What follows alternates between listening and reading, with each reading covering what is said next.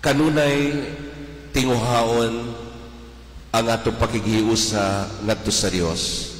Ug mao kini ang gipahinumdum ni San Pablo ngadto sa katawhan nga dugay og daghang higayon nga sila nahimulag ngadto sa Dios.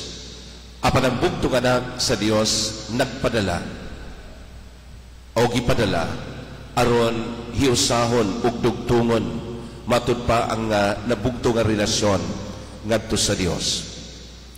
Ug si San Pablo nagpahinumdum niini diya sa atong unang pagbasa tungod kay nakita niya nga daghan ang nagkalayo, daghan ang nahibulag.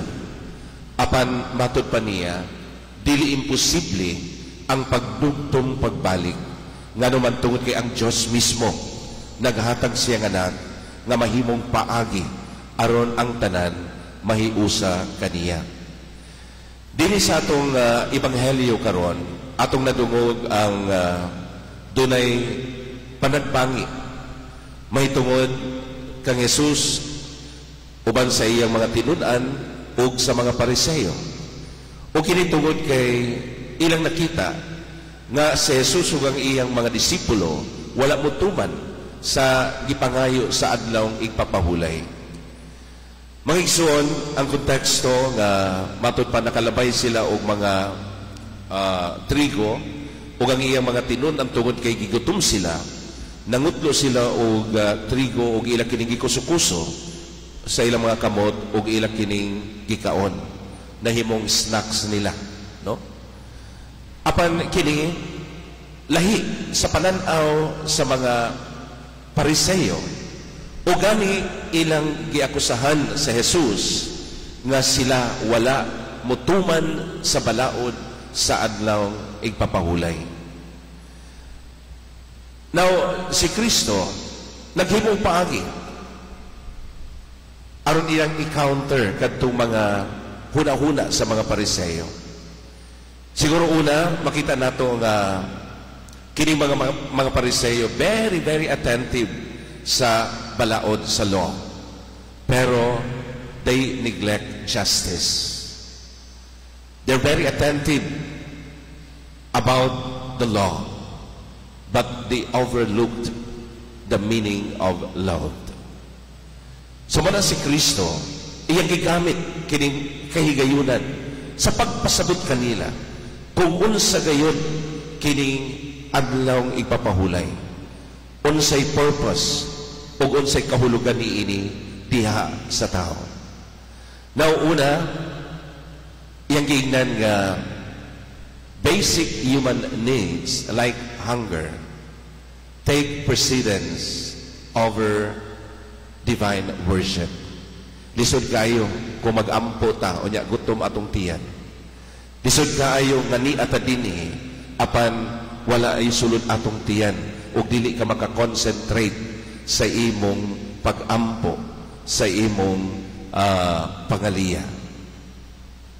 So muna nga si Kristo na pasabot nga gihimo sa iyang mga tinunan na ay hustisya tungkol kay gibati nila ang kagutom gikan sa misyon, gikan sa trabaho o sa tahas nga ilang gihimo. Ikaduha, quoting Hosea, Prophet Hosea, matud pa niya, I want mercy, not sacrifice. Importante ang pagpangayo o paghatag sa kaluoy kaysa sa sakripisyo. O mao kini ang kinabuhi ni Kristo. Andam siya magsakripisyo, andam siya maghatag sa iyang kaluoy kanunay. O mao ni dagway matud pa sa Ginoo. There is always love and compassion sa Dios. Ikatulo mga igsuon, they overlooked the lordship that Jesus is Lord over the Sabbath. Nga si Kristo, nga ang Ginoo, labaw sa adlaw igpapahulay. Usahay, mahitabo po din nato. Usahay kitagaan nato og daghang kahulugan kung unsa man ang naa dito, pero nakalimtan nato ang presensya sa Dios nga ang Dios mas importante sa tanan tungod kay gihimo kining balaod sa adlang papahulay dili para matudpa lupigon ang tao apan aron ipahiluna no ang kinabuhi sa tao diha ni ana maong balaod. Sa mga igsuon kini pagpahinumdum usab kanato kung unsay pinaka-importante diha sa atong kinabuhi. Matud pa ni San Pablo, ato kanunay tinguhaon ang kahiusa sa Dios. Bisan tuod sa atong dili pagkaangayan, bisan tuod sa atong mga kakulangon, bisan sa atong mga kahuyang, atong paningkamutan nga mahiuli ang atong kasing-kasing, nga mahibalik kita ngadto sa kaluoy ug gugma sa Dios. Mga igsoon, atong iampo ang matagos sa kanato.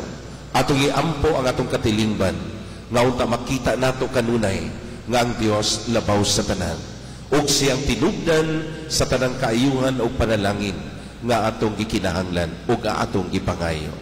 Atong himuon nga ang atong kinabuhi ana kanunay uban sa Dios aron dili na mahitabo ang unsa bang mga dautan o kalisdanan nga moabot diha kanato.